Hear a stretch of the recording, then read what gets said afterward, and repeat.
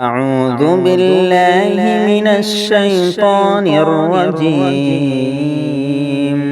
بسم الله الرحمن الرحيم. والتين والزيتون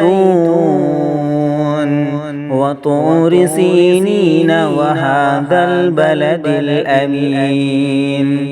لقد خلقنا الإنسان في أحسن تقويم ثم رددناه أسفل سافلين إلا الذين آمنوا وعملوا الصالحات فلهم أجر غير ممنون.